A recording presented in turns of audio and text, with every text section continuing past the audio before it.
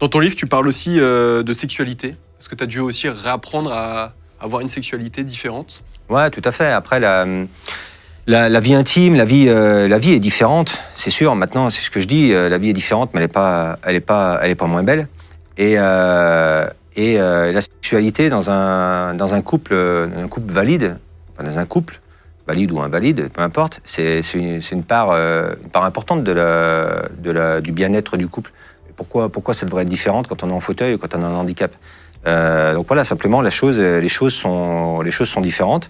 Et c'est là, moi, maintenant que je suis en fauteuil, donc il y a plus de sensations, voilà. Mais je me rends compte qu'en fait, pour les hommes, principalement, hein, je parle pas des femmes, je connais pas ce côté. Mais pour les hommes, c'est très cette mécanique, en fait, c'est beaucoup basé sur la performance. Ouais, est-ce qu'on est bon, est-ce qu'on n'a pas été bon, est-ce que je t'ai fait plaisir, est-ce que je t'ai pas fait plaisir? Mais en fait, c'est beaucoup sur la performance. Et on oublie ce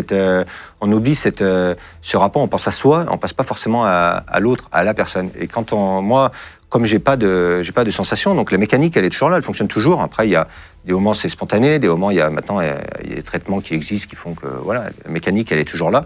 C'est pas un souci, mais effectivement, j'ai pas de sensation, donc le plaisir, il passe pas par là. Moi, mon plaisir, il passe par le plaisir de l'autre, de ma partenaire, en fait. C'est ça qui est important. Donc, il y a beaucoup plus de sensualité, beaucoup plus d'échanges, et c'est ça qui est important. Donc, il faut trouver la personne avec qui s'entendre. Mais c'est un peu comme un couple valide. Il y a des gens,